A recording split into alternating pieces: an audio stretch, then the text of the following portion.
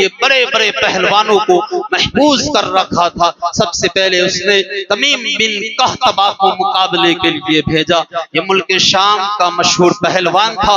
हाथी की तरह झूमता हुआ अपनी बहादुरी की डींगे मारता हुआ आया और आते ही वार करना चाहा। अभी उसने हाथ उठाया ही था, शेरे खुदा के शेर ने जुल्फ़िकार हैदरी का ऐसा वार किया, उसका सरतन से जुदा। यजीद इब्तही आया, बड़ा कर्रोफर के साथ आया, कहने लगा शाम, इराक, कूफा, दमिश्क में मेरी बहादुरी का गलगला है। बड़े बड़े बहादुरों को पलक झपकते ही मौत के हाथ उतार देता हूँ। आज मेरी ताकत और दाव पेच देखना। इमाम ने फरमाया, तू मुझे नहीं जानता, अपनी रगों में हाशमी खून रखता हूँ। फातेह खैबर, शेरे खुदा का शेरे नर हूँ। आज मैं तुझे बताऊंगा कि हुसैन किसे कहते हैं और तुझ जैसे नामर्दों की कोई औकात और हैसियत नहीं है। ये सुनकर वो आग बगोला हो गया। घोड़ा कूदा कर फौरन वार किया। इमाम ने वार को रोका और झपट कर उसकी कमर पर ऐसी तलवार मारी, वो कट कर दो टुकड़े हो गया। इसी तरह बद्र बिन सुहेल यमनी आया, उसे भी वासिले जहन्नम कर दिया। गर्ज के कूफा, शाम, इराक, दमिश्क, मिस्र के बड़े बड़े बहादुर मुकाबले में आते रहे, मगर जो भी सामने आया उसे मौत के घाट उतार दिया। शेरे खुदा का शेर 3 दिन का भूखा और प्यासा है, मगर जमीन में करबला में शुजाअत को बहादुरी के ऐसे जौहर दिखाए कि लाशों का ढेर लगा। किसी को नेजा मारा, सीने से पार निकाल दिया, किसी को नेजे की अन्नी पर पटक दिया, किसी की कमर पर तलवार मारी, 2 टुकड़े कर दिया, किसी की गर्दन पर जुल्फ़िकार हैदरी चलाई, सरतन से जुदा कर दिया। गर्ज के इमाम ने लाशों का अंबार लगा दिया। बड़े बड़े बहादुर इस जंग में काम आ गए। आपकी शुजाअत तो हैबत से दुश्मनों के दिल थर्रा गए। बड़े बड़े घमंडियों के छक्के छूट गए। लश्कर यजीद में शोर हो गया। अगर जंग का यही अंदाज रहा, हम में से कोई जिंदा नहीं रहेगा। औरतें हमारी बेवा हो जाएगी, बच्चे यतीम हो जाएंगे। लिहाजा मौका मत दो, चारों तरफ से यकबारगी हमला कर दो। अब सैकड़ों तलवारें आपस में टकराने लगी, नेज़े चमकने लगे। दुश्मन बर बर कर इमाम पर वार कर रहे हैं, मगर इमाम की तलवार जलाले हैदरी की तस्वीर, ला सैफ इल्ला जुल्फ़िकार की तफसीर बनी। मेरा इमाम जिधर हमला करता है, पुश्तों के पुश्ते लगा देता है, सफों की सफे चीर देता है। इब्ने साद ने देखा इस तरह कोई कामयाबी नजर नहीं आती। उसने तीर अंदाजों को हुक्म दिया, चारों तरफ से तीरों की बारिश कर दी जाए। अब तीर अंदाजों ने इमाम आली मकाम को घेर लिया, चारों तरफ से तीरों की बारिश हो रही है। इमाम का जिस्म पाक तीरों का निशाना बना हुआ है, जिसमें अक़दस जख्मों से चूर चूर लहू लुहान है। यहाँ तक के जहर में पूजा हुआ एक तीर इमाम की उस मुकद्दस पेशानी पर लगा, जिसे हजारों मर्तबा मुस्तफा ने चूमा था। आखिर गश खाकर इमाम जमीन पर आए। अब उन्होंने नेज़ों से हमला किया। शैतान सिफत सिनान ने ऐसा नेज़ा मारा कि आपके जिस्म पाक से पार हो गया। इमाम हालत सजदा में गिरे और जामे शहादत नौश कर लेते हैं।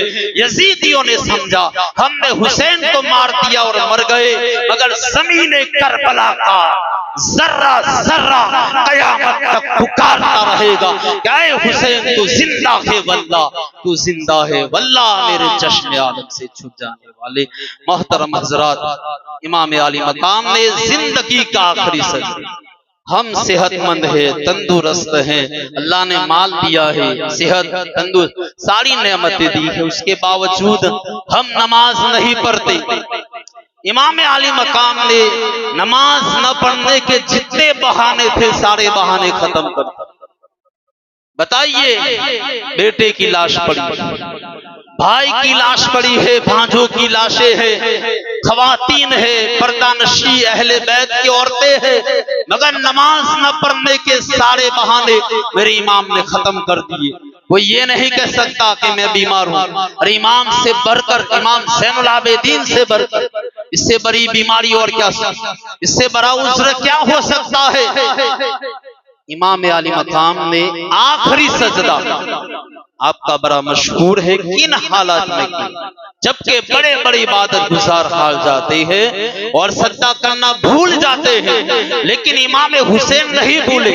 आपने कायनात को सबक दिया कि आज मेरी नमाज देख लो, आज मैं ऐसी नमाज पढ़ूंगा कि कयामत तक ऐसी नमाज किसी को नसीब नहीं, ऐसा सजदा करूंगा कि कयामत तक ऐसा सजदा किसी को नसीब नहीं होगा। और बड़े बड़े मुहक्किक अहले दानिश कहेंगे कि नमाज इश्क अदा होती है तलवारों के साथ।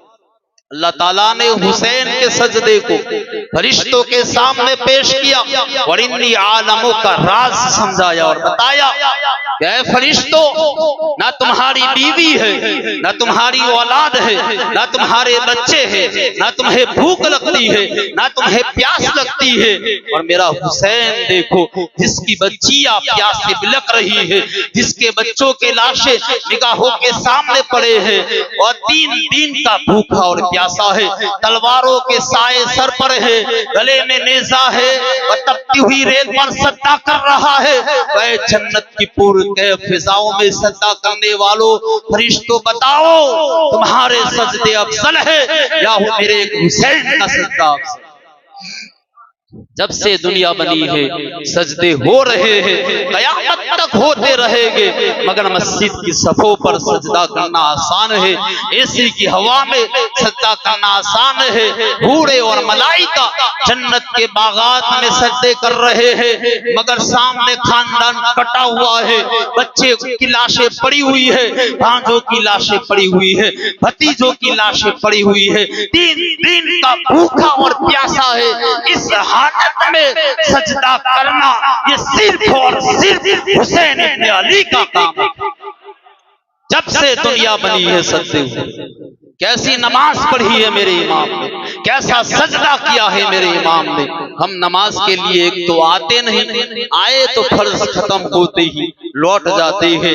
रब ने चाहा कि कायनात में कोई ऐसा नमाजी हो कि नमाज के लिए आए फिर वापस कभी ना जाए, सजदे में सर रखे तो कयामत तक सुभान रब्बियल आला की सदा आती रहे कि तो ऐसी नमाज मेरे हुसैन ने पढ़ी है, ऐसा सजदा मेरे हुसैन ने किया है कि सजदे तो सब ने किए, पर तेरा अजब अंदाज है, तूने ऐसा सजदा किया जिस पर खुदा को नाज है।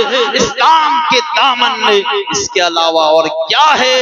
एक सरबे यदुल्लाही और एक सजदा शब्बीरी। वाक़िअ दावाना अल्हम्दुलिल्लाहि रब्बिल